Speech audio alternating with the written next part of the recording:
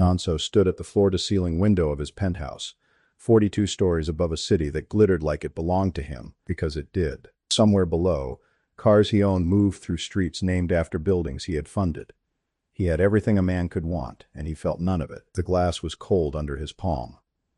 His reflection stared back, sharp-suited, hollow-eyed, a man surrounded by people and utterly alone. It had not always felt this way. There was a time when he believed money simply made things easier. Better food, faster cars, softer beds. He had not understood, not really, that it would also make it impossible to know who actually cared about him and who was simply circling his bank account like vultures around something dying. He learned that lesson the hard way, and it had nearly broken him. 3 weeks earlier, he had come home early from a trip he was not supposed to finish so soon. He had walked into his own bedroom and found his girlfriend of 2 years on the phone, laughing, telling someone that once she got him to sign the joint account paperwork, she would bleed him slowly, not all at once, so he wouldn't notice. She had not heard him enter. He had stood in the doorway of his own home like a stranger, listening to the woman he thought he loved plan his destruction in a voice sweeter than she had ever used when she said his name to his face. He said nothing that night. He simply turned around, walked back to his car, and drove until the city lights blurred into a single smear behind him. The next morning, he called the only person he trusted without hesitation. His best friend since university, now his personal lawyer and the closest thing he had to family. Emeka arrived at the penthouse looking like a man who had been woken at dawn by a phone call he already dreaded, because he had seen this pattern before, just never this bad. "She was going to bleed me," Nonso said, staring out at the same view he was staring at now weeks later. "Slowly, like I was a wound she planned to keep open." Emeka poured 2 glasses of something strong and did not touch his own. "I'm sorry, my brother." "Don't be sorry. Be honest with me. Has anyone in my life ever wanted me? Not this." He gestured at the apartment, the view, the life. "But me? I want you," Emeka said simply. "You're not a woman I'm trying to marry, Emeka." Nonso almost laughed, but it came out broken. "I mean it. Has any woman ever looked at me and seen a man, not a wallet with legs?" Emeka was quiet for a long moment. Then he said the words that would change everything. "You'll never know if a woman loves you or loves your money, Nonso, as long as you're wearing your money like a second skin. Take it off. See what's left." The words lodged themselves in Nonso's chest like a splinter he could not stop touching. He turned it over for days, turned it into obsession, turned it finally into a plan so reckless that when he told Emeka what he intended to do, his oldest friend actually laughed out loud before realizing it was serious. "You want to disappear, dress like a beggar, go live in some village pretending to be crippled and mute, and wait for a woman to fall in love with a man who has nothing. Yes, that is insane." "Everything about my life is insane, Emeka. At least this insanity might tell me the truth." It took 2 weeks to arrange. Nonso signed over temporary power of attorney to Emeka for the operational matters of his companies, keeping the strategic decisions in a locked file only the 2 of them could access. He left behind his phones, his cards, his rings, his watches, everything that whispered wealth even in silence. He allowed his beard to grow ragged and unkempt. He wore clothes that had been deliberately torn and dirtied, clothes that smelled of a life he had never lived. He learned to walk with a limp that would hold up under scrutiny, practicing for hours in a private room until his body ached with the effort of appearing broken. The night before he left, Emeka gripped his shoulders with both hands. "One phone, one satellite phone hidden for real emergencies only. If your life is in danger, you call me, and I will bring the entire company down on that village within the hour. Do you understand me?" "I understand. Nonso, I mean it. This is not a game you can lose and simply walk away from unscathed." "I know." He did not know. Not really. Not yet. They dropped him at the edge of a rural village 3 hours from the nearest town with paved roads. A village whose name did not appear on the maps in his office, chosen specifically because nobody there had ever seen his face on a magazine cover or a business news segment. Emeka's driver watched him limp away down the dirt road with an expression of a man watching a friend walk willingly into fire. And then the car turned around and left, and Nonso was, for the first time in his adult life, completely and entirely powerless. The dust of the village square rose around his crutches. Chickens scattered from his path. Children stared.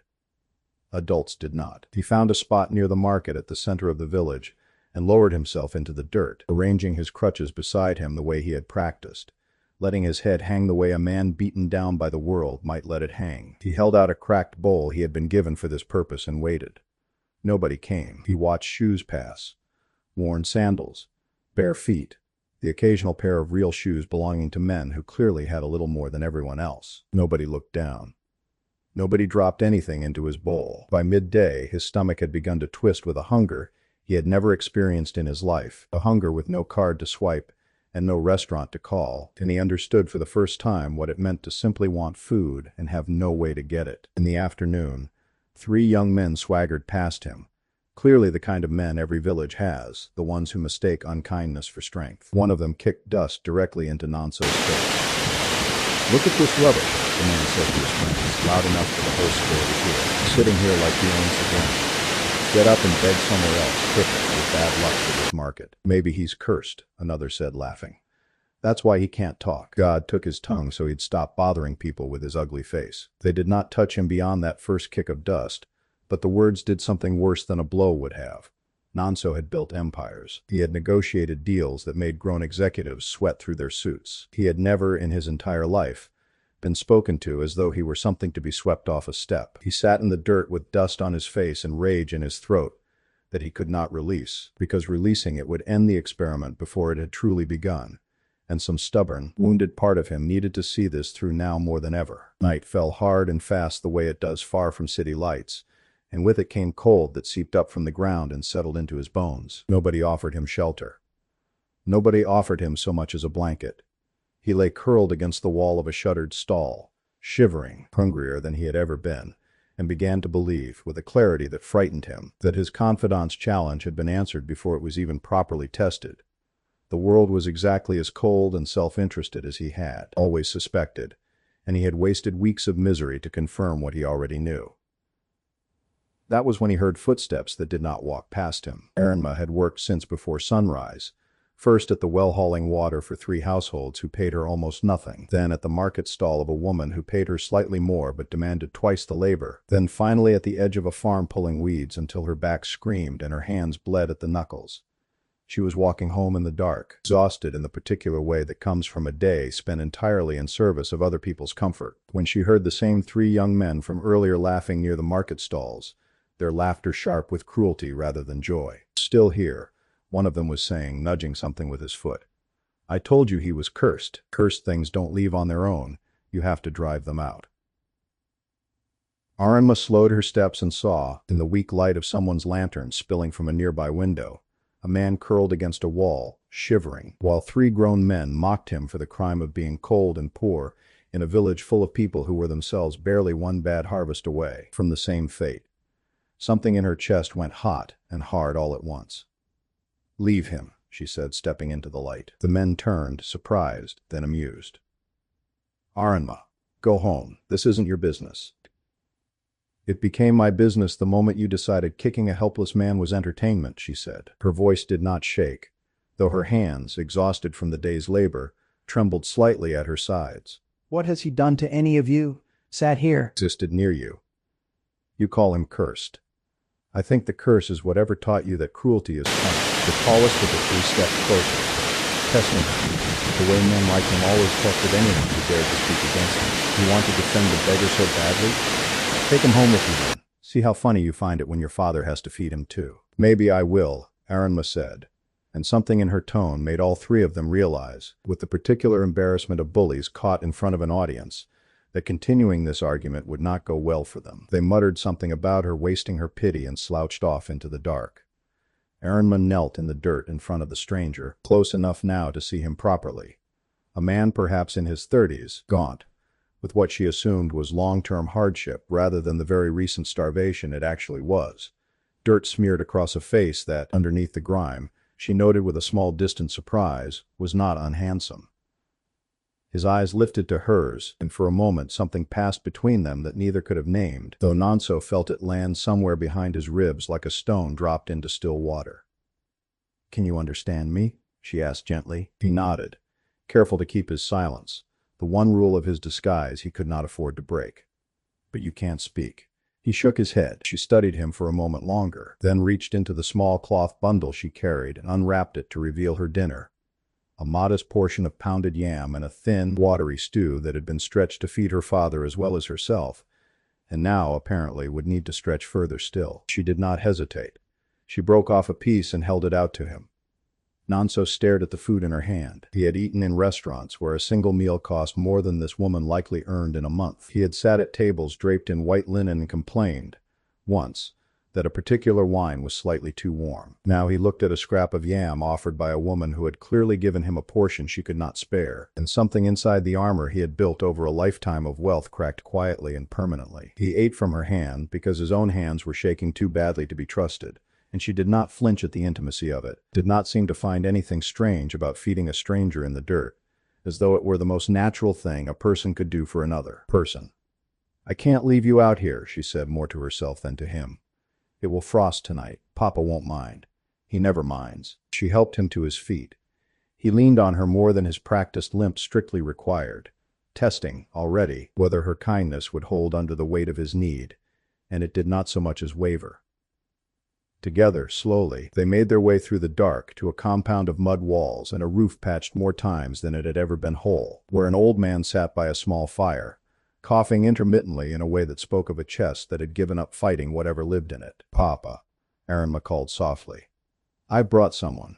He has nowhere to go." Aaronma's father looked up, and where Nonso expected suspicion, or at minimum weary resignation, he found instead a face that simply made room, the way certain faces do without any visible effort, as though welcoming strangers into scarcity was not generosity to the king, but simply how a person was meant to live. "Then he has somewhere now," the old man said, and gestured to a corner near the fire. "Sit, my friend. We don't have much, but what we have, we share. A man is not judged in this house by what he carries in his pockets, only by what he carries in his heart, and yours must be heavy tonight, coming from wherever you came from." Nonso lowered himself into the offered corner, and for the first time since he had left his penthouse, he felt something that was not cold. It was not warmth exactly. Not yet. It was the strange, disorienting sensation of being given something he had not paid for and had done nothing to earn, offered freely by people who had every reason, by the ledger of the world, to have nothing left to give. He slept that night more deeply than he had slept in years, and if he dreamed of a hand holding out a scrap of yam in the dark. He woke before either of them, disoriented by the unfamiliar smell of wood smoke and damp earth, and for a moment forgot entirely where he was or who he was pretending to be. Then his body reminded him, the ache in his hips from sleeping on a hard floor, the stiffness in a leg he had spent weeks contorting into a limp until the muscles genuinely began to protest the deception. He lay still, listening to the sounds of the compound waking around him. A rooster somewhere close, the scrape of a pot, Aaronma's father's cough, softer now than the night before but still present, still a small warning bell. Nonso did not yet know how urgently to heed. Aaronma moved past him without waking him on purpose, careful and quiet, tucking a thin blanket more securely over his shoulders before she left for the well. He watched her through half-closed eyes and felt something shift in his chest that he did not have a name for yet, something that had nothing to do with the test his confidant had proposed, and everything to do with the particular tenderness of a stranger tucking a blanket around a man she owed nothing. Days folded into each other with a rhythm entirely unlike anything he had known. In his old life, days were built from meetings, and meetings built empires, and empires built more meetings, an endless architecture of ambition that left no room for anything as simple as watching the sun climb over a line of trees while a pot of something modest simmered over a fire. Here, days were built from labor and small mercies. He learned to fetch water without spilling half of it down his own legs, a skill that had taken Aaronma's amused patience to teach him through gesture alone, since he still could not speak without breaking the illusion. He learned which plants growing wild near the compound's edge were edible, and which would make a man sick for days, taught by Aaronma's father in a slow, patient voice that treated Nonso's ignorance not as stupidity but simply as a gap that could be filled, the way all gaps eventually can be filled by someone willing to teach. He watched the village more closely than he had watched anything in years, and the longer he watched, the more his easy assumptions about the world curdled and complicated themselves. He had believed, walking into this place, that poverty made people either bitter or saintly, one or the other, a simple binary he could observe and record like data. He found instead a village full of ordinary human contradiction. People who could be cruel in the market square and generous by their own hearths, people who hoarded grudges over decades-old slights, and still showed up without being asked when a neighbor's roof caved in during a storm. The three young men who had mocked him that first day, he noticed weeks later, were the same men who spent an entire Sunday afternoon repairing an elderly widow's fence without asking for a single coin in payment. Cruelty and kindness did not sort neatly into separate people the way his cynicism had assumed. They lived tangled together in the same chests, the same hands, the same village, the same world he had left behind, and apparently not understood nearly as well as he believed. Only Erinma seemed, to his increasingly besotted eye, to be uncomplicated in her goodness, though he suspected even that was simply because he had not yet been given a reason to see otherwise, and some quiet, honest part of him worried about what would happen to his feelings the day he inevitably did. That day, when it came, revealed not a flaw but simply a fuller measure of her strength. It was perhaps the fourth week of his stay, on an evening when the market woman she worked for accused her, wrongly and loudly, in front of a gathering crowd, of skimming coins from the day's sales. Erinma did not weep, did not plead, did not shrink the way Nonso half expected a woman so gentle to shrink under public accusation. She stood her ground in the middle of the square, voice low and steady, and demanded the woman recount the ledger in front of witnesses, coin by coin, until the true source of the shortfall revealed itself to be the market woman's own careless son, who had been pocketing small amounts for weeks to buy himself sweets from a traveling vendor. Erinma did not gloat when she was proven right. She simply nodded once, collected her wages for the day, and walked home with her head high, leaving the market woman stammering an apology to her retreating back. Nonso, watching from the edge of the square where he had been sitting with his bowl as usual, felt something settle in his chest that went beyond attraction, beyond even the growing love he had been reluctant to name. He felt respect, deep and unshakable, the kind he had rarely felt for anyone in his adult life, certainly never for any of the women who had drifted through his penthouse over the years, trailing perfume and ambition in equal measure. That night, back at the compound, Erinma's father noticed the way Nonso's eyes followed his daughter as she moved about preparing their meager dinner, and though the old man said nothing directly, he began, in small ways, to test the silent stranger who had become a fixture in his home. He asked Nonso, through simple yes or no gestures the mute beggar could answer, whether he had family somewhere, whether he had always been without a voice, whether there was a story behind the crutches he no longer seemed to need quite as badly as he once had. Nonso answered as honestly as his disguise permitted, which meant answering almost nothing at all, and he felt the weight of that dishonesty grow heavier with each gentle question the old man asked in good faith. "You watch her the way a man watches something he is afraid to lose," the old man said one evening, apropos of nothing, staring into the fire, rather than at Nonso directly, giving him the dignity of not being watched while the words landed. "I do not know your story, my friend, whatever it is, but I have lived long enough to recognize a man falling in love, even one who cannot say so with his mouth. Be careful with my daughter's heart. She has had little enough kindness in her life that she does not know how to protect herself from someone determined to take advantage of what's left of it." Nonso lowered his eyes, shame curling through him hot and immediate, and nodded, a promise he intended sincerely even as he understood, with growing unease, that he was already breaking it simply by remaining silent about who he truly was. The weeks that followed folded into a rhythm Nonso had never known existed. He woke before dawn to the sound of Erinma moving quietly around the compound, already preparing for a day of labor that would not end until well after dark. He watched her leave each morning with a kind of ache he did not yet have language for, and he watched her return each evening with dust on her feet and exhaustion in her shoulders. And still, every single night, she knelt to check on her father's cough and to ask Nonso, through gestures since he could not speak, whether he had eaten, whether he was warm enough, whether there was anything at all he needed. He needed nothing that money could buy. He was beginning to suspect, with a growing unease, that he needed everything money could not. He watched her work double shifts at the market when her father's cough worsened, spending coins she clearly could not spare on herbs from an old woman who claimed they eased the chest, coins that meant her own dinner grew thinner still. He watched her laugh, genuinely, fully, without performance, at small things, a joke from a neighbor, a child's clumsy dance, the particular shape of a cloud, as though joy did not require comfort to exist, only attention. He had spent a fortune in his life chasing feelings this woman seemed to generate for free, out of nothing, out of sheer will. He began, without permission from himself, to fall in love with her.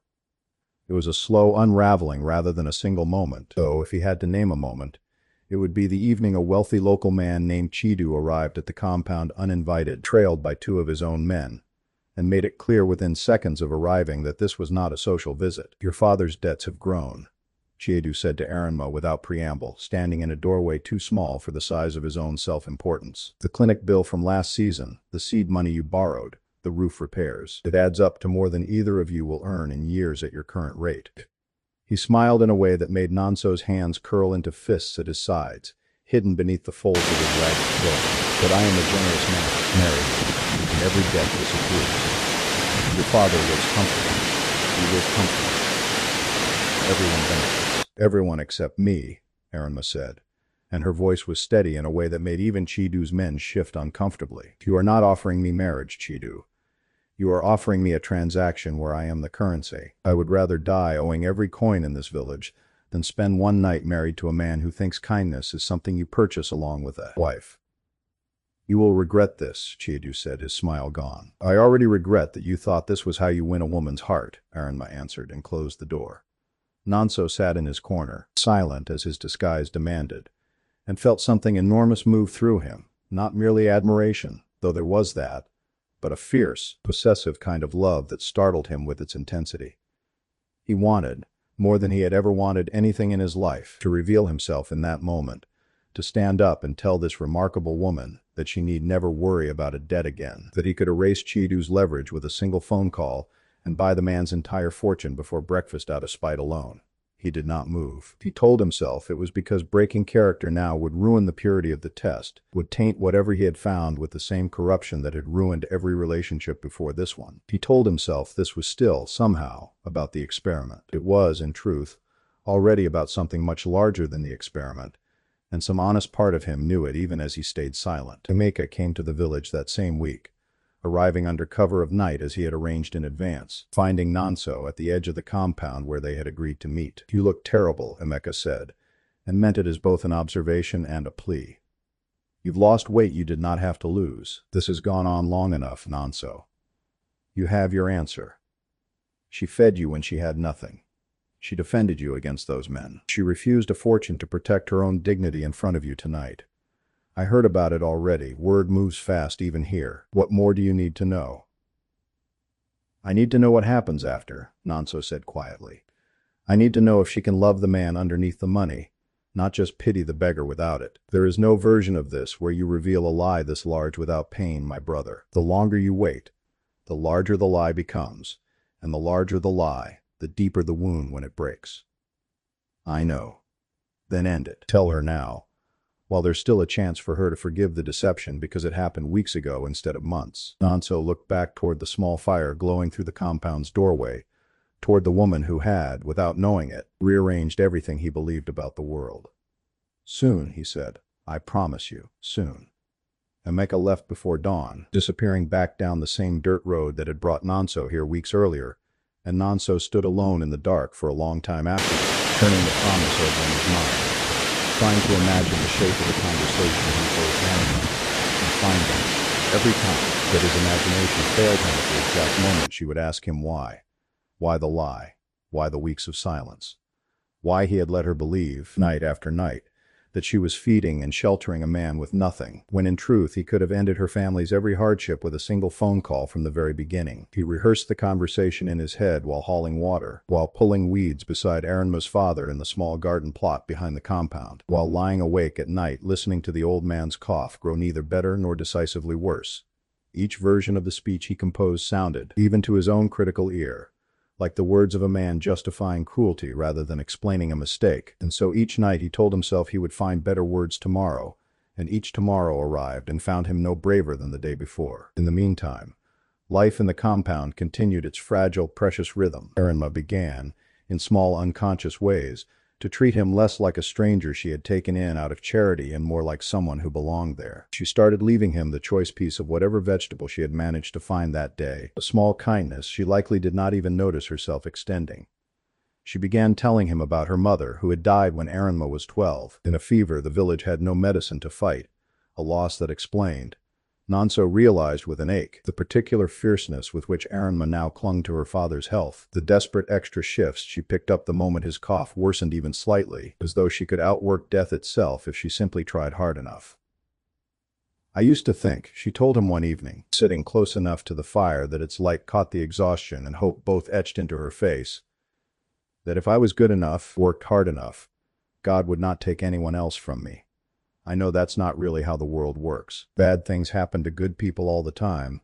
I've seen it happen to better people than me. But some small foolish part of me still believes it, still gets up every morning and works like the belief might actually be true. She looked at him, and though he could not answer with words, he answered with his eyes, and something passed between them that felt, to both of them, dangerously close to being understood completely by another person for the first time. It was during this same stretch of weeks that Chidu began circling more persistently, sensing, perhaps, that Aranma's father's declining health made his transactional offer of marriage more appealing with each passing week, each additional expense the family could not comfortably absorb. He arrived twice more before the night he finally confronted Aranma directly in front of the compound, each visit a little more presumptuous than the last.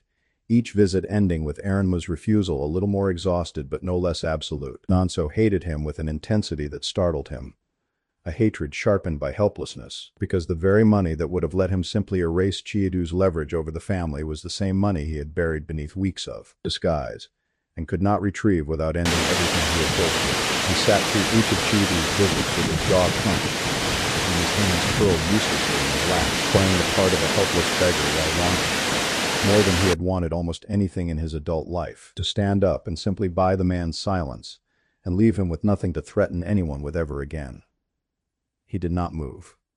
He told himself, each time, that the test required his silence, though he understood, with increasing discomfort, that the test had stopped being the true reason for his restraint weeks ago. What kept him seated now was fear. Fear that revealing himself even to save Aranma from Chidu's pressure would collapse the fragile, precious thing growing between them before it had a chance to become something strong enough to survive the revelation. He did not know that soon would arrive faster and more violently than either of them expected. It happened on an ordinary evening that turned into anything but. Aranma's father, whose cough had worsened steadily for weeks despite the herbs, collapsed while rising from his mat, his body folding to the floor with a suddenness that stole the breath from everyone in the room. His skin had gone gray. His breathing came in short, wet, terrible gasps.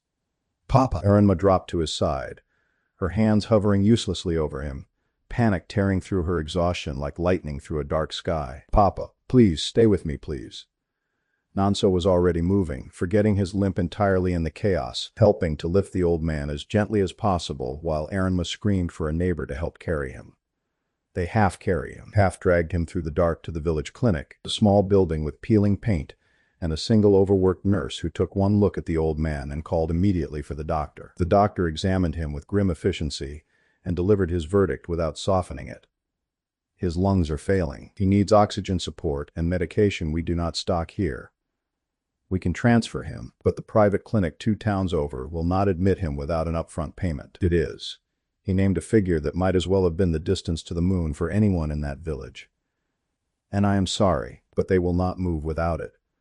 Without the transfer, I cannot promise he survives the night." Aranma made a sound Nonso would remember for the rest of his life, a sound that came from somewhere far below ordinary grief, and she sank to her knees on the clinic floor, gripping her father's limp hand as though her grip alone could keep him tethered to the world. "Please," she whispered to the doctor, to the ceiling, to whatever god might be listening in that small broken room. "Please, he is all I have. I have nothing else. Please, there must be something." She turned, desperate, toward the man she believed was a mute beggar with nothing to offer but presence, and gripped his hand as though his silent company was the only comfort left available to her in the entire world. "I'm going to lose him," she wept. "I'm going to lose the only family I have. And I can't stop it. I have nothing. I can't do anything." And Nonso, watching the woman he loved break apart over something he could fix with a single sentence, felt the last of his resolve dissolve entirely. He stood. He reached beneath the layers of ragged cloth he had worn every day for weeks and withdrew the small satellite phone Emeka had given him, the one meant only for true emergencies. And this, finally, unmistakably, was one. Aranma stared at him through her tears, confusion cutting briefly through her grief at the sight of the object in his hands. Nonso dialed, and when the call connected, he spoke for the first time in front of her, his voice low and commanding in a way that belonged to boardrooms, not village clinics. "Emeka, it's me. I need the medical team here within the hour, full transport, full equipment, and I need every account unfrozen the moment we land at the clinic 2 towns over. Do not ask questions. Move now." He hung up and turned, and found Erinma staring at him as though he had transformed into a stranger in front of her eyes. Because, in the most important sense, he had. "You," she started, and could not finish. "I will explain everything," he said quietly. "I promise you. But right now, help is coming for your father, and that is all that matters." Within the hour, as promised, the quiet dirt road outside the clinic filled with the sound of engines that had never before been heard in that village. A convoy of black vehicles, medical personnel moving with the crisp urgency of people who were paid extraordinary sums to move exactly this quickly, equipment being unloaded with a speed and quality the local doctor had never witnessed outside of television. Villagers gathered at windows and doorways, drawn by the impossible sight, murmuring questions that had no immediate answers. Erinma's father was stabilized within minutes of the medical team's arrival, his breathing eased by equipment the village clinic had never possessed, his prognosis shifting from grim to cautiously hopeful in the space of a single hour. Erinma watched it happen as though observing a miracle she could not yet trust was real, gratitude and confusion warring visibly across her face. And then she turned, and saw the man she had known as a mute, crippled beggar standing straight back for the first time in weeks, dressed now in a clean shirt one of the staff had brought him, giving orders with an ease and authority that made every villager who had once mocked him suddenly, desperately eager to catch his eye. Chidu, who had arrived drawn by the commotion like everyone else, went pale and then oddly deferential, greeting Nanso by a name whispered through the crowd once someone recognized his face from a business magazine cover months old and half forgotten, a name that meant more money than the entire village would see in several lifetimes combined. Erinma said nothing. She simply looked at him, and something in her expression closed like a door. "Erinma," he said, stepping toward her. "Don't." The word came out sharp enough to stop him mid-step. "Don't come near me. Don't say my name like you know me. You don't know me. I don't know you. I fed a starving man scraps of my own dinner. I gave up my head. I watched you nearly freeze, and I brought you into my father's home because I thought you had nothing and no one the entire time." Her voice cracked, rage and grief tangling together. "The entire time you had everything. You had all of this." She gestured wildly at the vehicles, the medical team, the money that had appeared like a conjuring trick the moment it was needed. "You let me believe you were dying in the cold. You let those men kick dust in your face and call you cursed, and you sat there and let it happen. Because what? Because it was interesting to you. Because watching a poor girl feed a rich man's ego was entertaining." "It wasn't like that." "Then what was it like?" she demanded, tears streaking through the dust on her face. "Explain it to me. Explain how a billionaire ends up sitting in dirt eating from my hand. And it isn't a cruel game played on people who have nothing else to lose." Nanso opened his mouth and found for the first time in his life that all his careful words, all his boardroom eloquence, had abandoned him entirely. "I wanted to know if someone could love me without knowing what I had," he said finally quietly. "I didn't expect to fall in love with the answer." "You didn't fall in love," Erinma said, and the words cut deeper than any shout could have. "You conducted an experiment, and I was the subject who passed. Congratulations. You have your data. Now take your money and your medical team and your name that apparently means something to everyone but me and leave." She turned and walked back to her father's bedside, and Nanso stood in the wreckage of everything he had built these past weeks, understanding at last. And far too late, exactly what his confidant had tried to warn him. That testing love this way could not be done safely, that no answer worth having could be extracted through deception without the deception itself poisoning whatever it uncovered. He did not leave the village that night. He stayed, keeping his distance, arranging quietly for her father's full recovery, for the clinic bills to vanish entirely, for Chidu's claims on the family's debt to be settled and erased without ever telling Erinma he had done it, because he understood now, painfully and completely, that grand gestures were not what he owed her. What he owed her was patience and honesty, finally, without conditions attached. Mika found him 3 days later sitting outside the compound in the same clean but simple clothes he had worn since the reveal, watching the door Erinma had not opened for him once. "You could go home," Emika said. "You proved your point. Painfully, but you proved it." "I don't want to go home," Nanso said. "Not without her. And I understand if that never happens, but I'm not leaving until she at least knows I meant it. Not the test. The test was cruel and I regret it. But everything after. Everything I felt watching her live her life without knowing I was watching. That part was real. I need her to know that part was real, even if she never forgives the lie that got me there. He sent his entourage away entirely, back to the city, keeping nothing for himself but a single change of clothes and the small allowance he needed to survive without imposing further on anyone. He found work in the village, real work, the kind that blistered his hands within days, and taught him more about labor in a week than he had learned in a lifetime of managing people who did it for him. He asked nothing of Arima, sought no opportunities to explain himself further, simply existed nearby, visibly changed, visibly humbled, waiting to see if patience could earn back what deception had cost him. It was Arima's father, recovering steadily, who finally broke the silence between them. "He has been here 3 weeks," the old man said to his daughter one evening, watching Nonso through the window as he helped a neighbor repair a fence, refusing payment. "A man does not stay in a village with nothing to gain by staying, unless what he wants cannot be bought, and he knows it. He lied to me," Arima said. "For weeks. He watched me struggle and said nothing." "Yes," her father agreed. "And that was wrong, and you are right to be angry, and you owe him nothing simply because he is sorry. But my daughter, I watched him too these past weeks. I watched a man who could buy this entire village and everyone in it choose instead to take fence posts until his hands bled, asking for nothing, waiting for nothing but the chance that he might one day look at him again.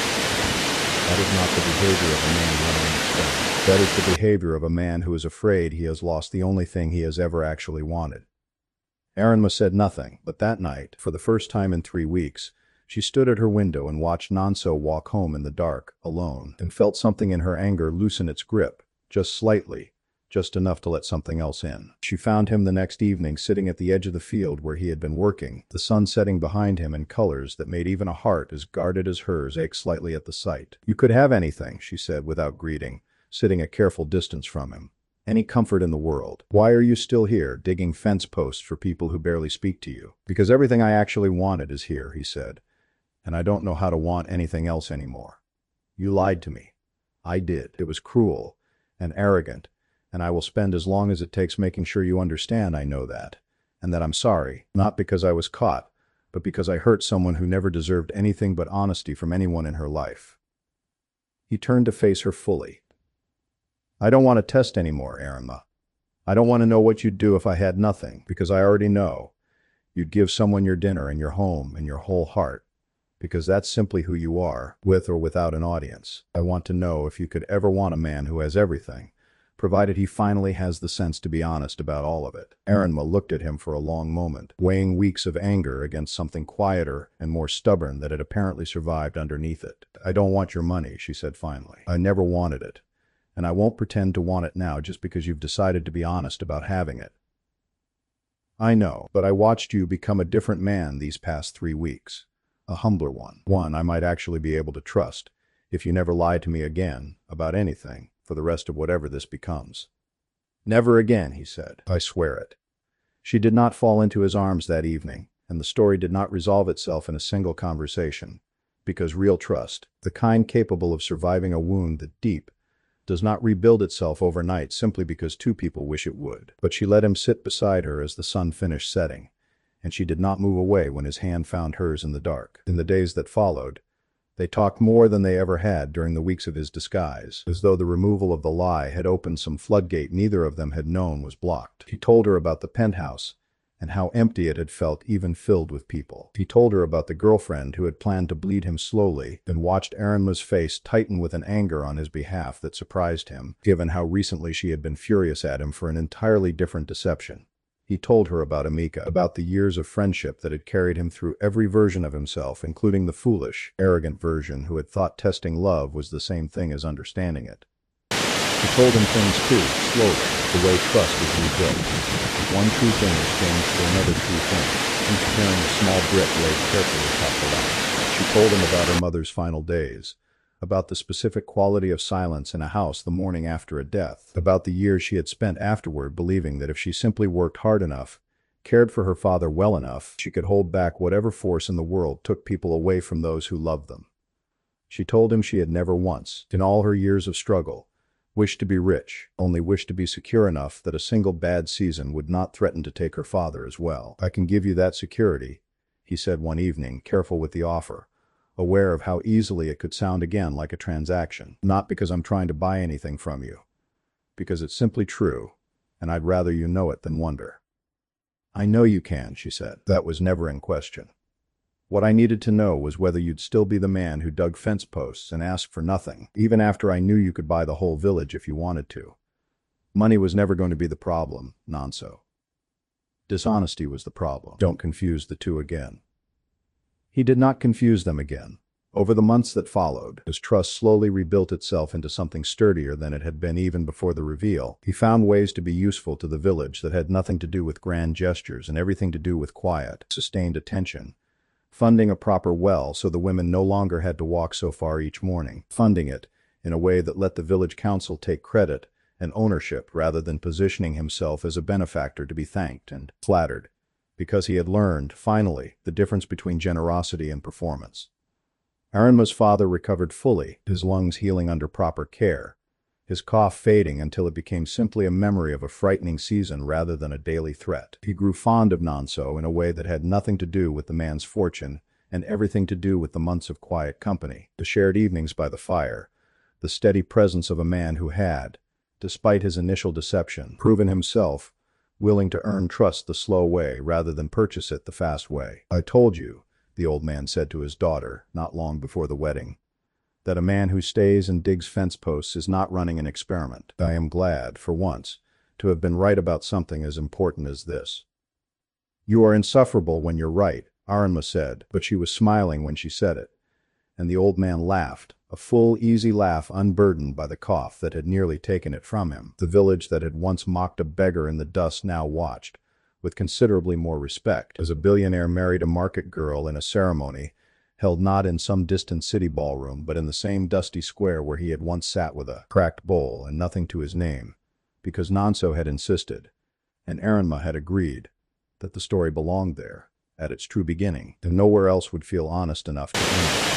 The village that had once mocked a beggar in the dust now watched, with considerably more respect, as a billionaire married a market girl in a ceremony held not in some distant city ballroom but in the same dusty square where he had once sat with a cracked bowl and nothing to his name, because Nonso had insisted, and Aranma had agreed that the story belonged there, at its true beginning, and nowhere else would feel honest enough to end it. Emeka stood at the back of the small crowd during the ceremony, remembering the conversation on a penthouse balcony that had started all of this, and allowed himself, finally, a small private smile, because whatever else had happened in that village, his oldest friend had walked away from it, having learned the one thing all the money in the world could never have taught him. That love, real love, could not be tested or purchased or proven through disguise, only offered, honestly, and received the same way, by two people willing to risk everything to give it.